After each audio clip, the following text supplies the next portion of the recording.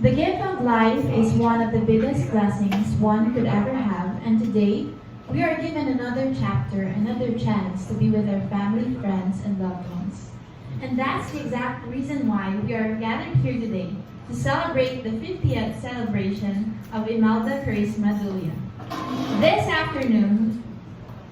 This morning is a celebration and a thanksgiving of the life God has given to our lovable celebrator. And now, guests and gentlemen, I request all of you to please stand up and let us put our hands together as we welcome the main highlight of this celebration. The celebrator as a woman of magnificence, escorted by her husband, Mr. Eddie Dulia, and Mrs. Imelda Charisma Dulia.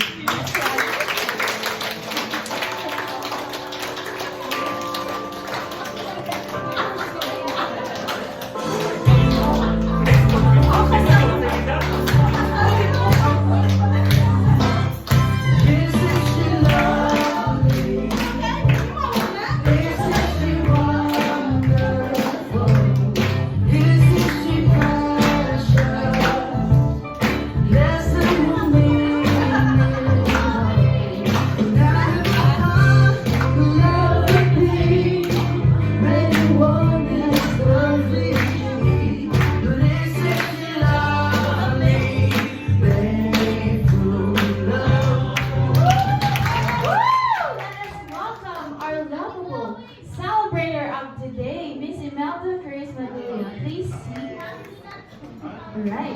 As we can see, Tita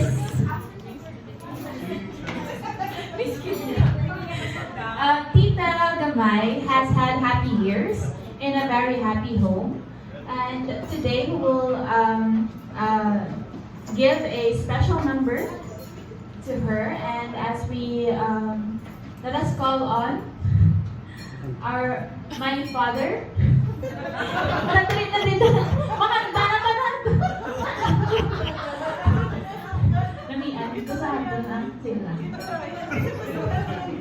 Sige, while we're waiting to set up, let us call on Pastor Eddie Dulia to give a special message for Tita Gamay. And later on, children, Ate Bea and Ate Andrea will also give their message right after. Okay? Let us all continue. Let us all sit down. Sige lang, relax lang kung kailangan bang din. May ko ka search ba? May ko ka sa Google kung ano yung bag mo? Ang ulang yung piano mo? May pakulang ilong kape, nung inervyos mo ito? Kaya mo ni, kang 50. 50, tuwa sa siglo, no?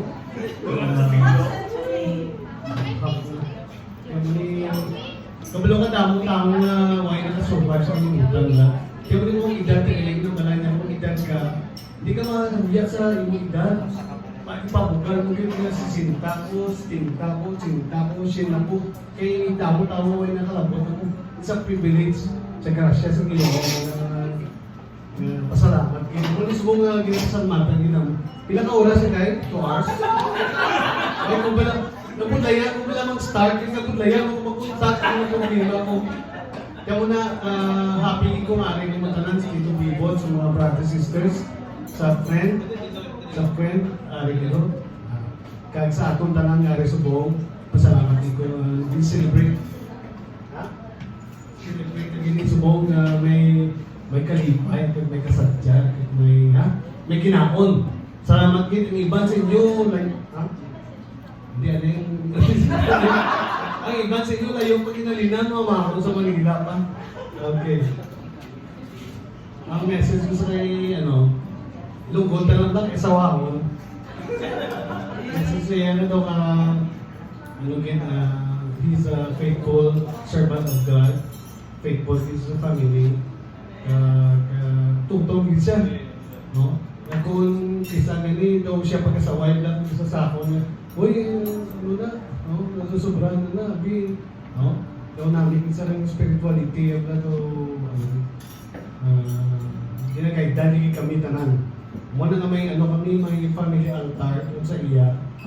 Every night, pray kami. Tapos, ang inyong mga alam, mention gina, adlaw kit mga pamilya, karisma, pagtanan-tanan mo, utol, maghinagpusan na mention gina adlaw. No? Muna na pasalamatan, bukit message ko sa iya, and di na ko mahuya. Imanda Christmas Mahuya. Ginambag siya that vlog niya. I love you so much. Ang confidence na, no? Tingnan mo ng tuot mo. Kiss the bride. Okay, thank you again. Let us all stand up and we will welcome Mabreka and sing ta one song now. And then we will also ask Pastor Ed right after Mabreka.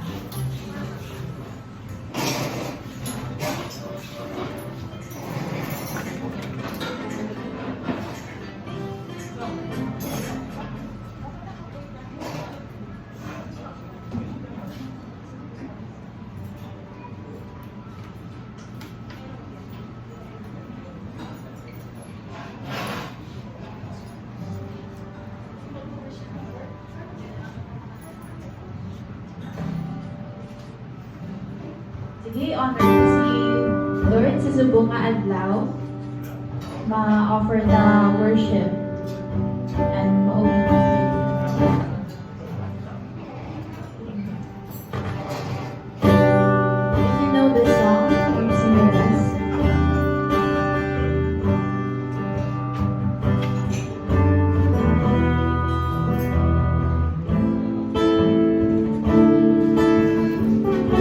I love you more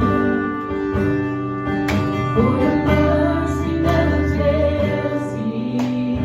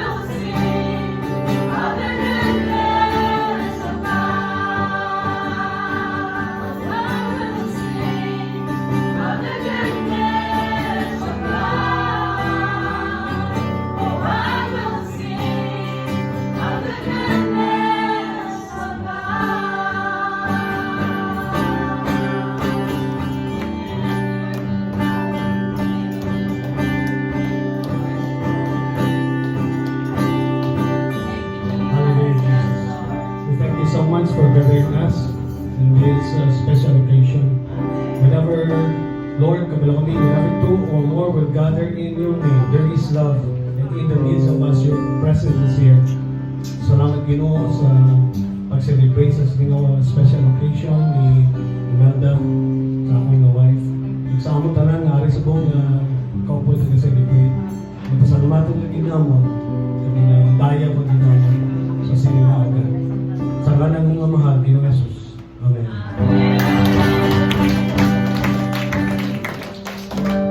Okay, i-pray na nga ito nga pag-dirigate ni doon na itong okay ko ito. Let's pray. Lord, salamat sa inyong mga handa, inyong mga food na i-prepare. Ikaw git mag-tinlo, kag mag-hugas, kag magkapabaskog sa mga lawas. Salamat sa nag-prepare sini, salamat sa nag-aman.